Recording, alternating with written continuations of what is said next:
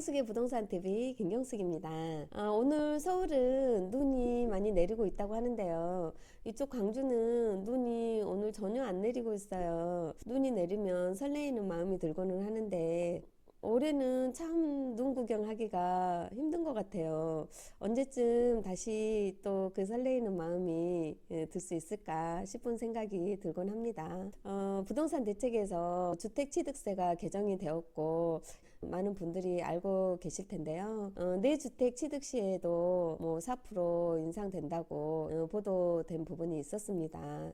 12월 27일 날 이렇게 보도된 자료 부분입니다. 20년 1월 1일부터 한 세대가 내 주택 이상 취득 시에는 주택을 4% 취득세 적용을 한다고 했는데요.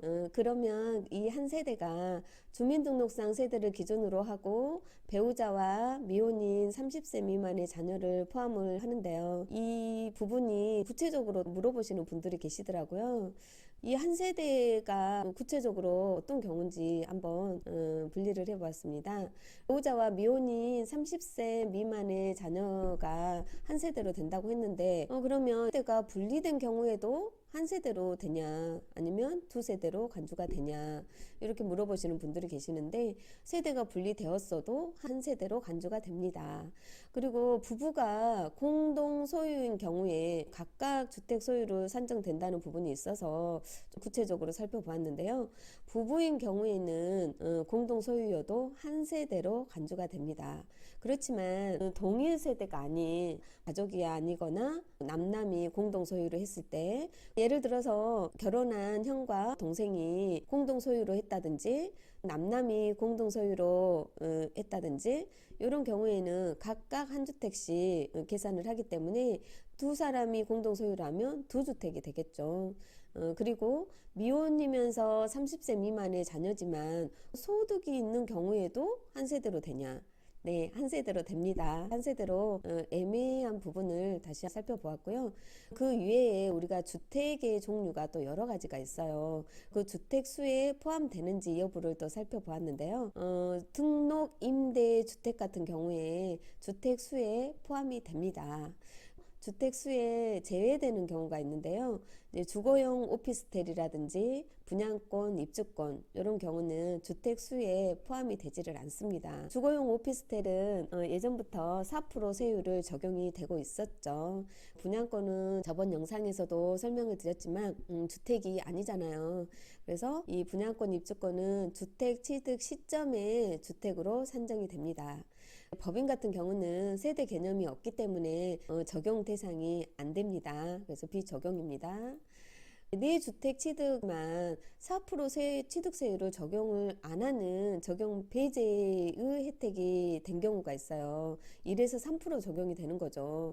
보시면 12월 3일까지 계약을 하고 계약금까지 납입한 상태에서 주택인 경우는 20년 3월 31일까지 잔금 지급을 하거나 등기를 한 취득을 한 경우에 4%가 아닌 1에서 3% 적용을 하고요.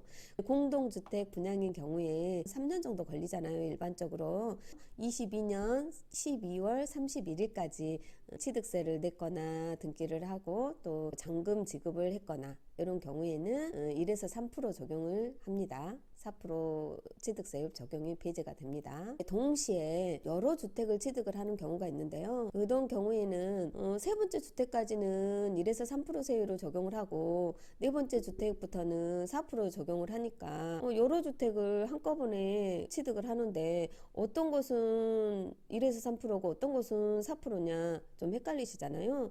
이런 경우에는 취득 순서를 납세자의 선택으로 할 수 있도록 기회를 줬어요. 예를 들어서 두 주택을 소유를 했는데 추가로 3개 주택을 또 동시에 취득을 한다고 하면은요. 두 주택을 뺀 세 번째 주택은 1에서 3% 세율을 적용을 하고요. 나머지 두 개 주택은 4% 세율을 적용을 합니다. 그림을 다시 보시면 이렇게 기존에 두 주택이 있고 추가로 세 주택을 취득을 한다고 했을 때 세 번째 주택을 어떤 주택으로 선택을 할지 납세자가 마음대로 선택을 하실 수가 있는데 앞에 있는 게 2억짜리고 그 다음에 10억짜리 주택이고 그 다음에 3억짜리 주택이라고 했을 때 앞에 두 번째 빼고 세 번째 주택은 1에서 3%니까 당연히 가장 금액이 큰 10억짜리를 선택을 하는 게 이득이겠죠.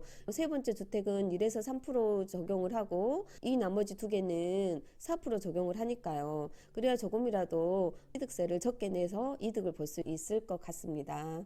금액에 따라서 내 마음대로 선택을 하셔서 취득세율을 저렴하게 내실 수 있도록 활용을 하실 수 있다면 좋겠습니다. 종합부동산세는 전국에 있는 부동산을 인별로 합산을 해서 공시지가를 적용을 하는데요.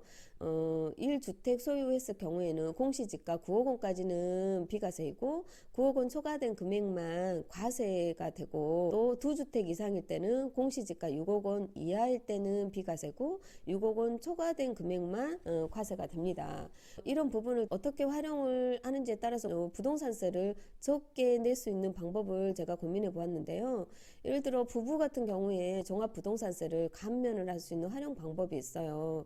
배우자에게 증여할 때는 6억 원까지 면제가 됩니다. 남편이든 아내든 단독 명의로 할 수가 있고 공동 명의로도 할 수가 있고 또 증여 시기에 따라서 종합부동산세를 감면을 할 수가 있는데요.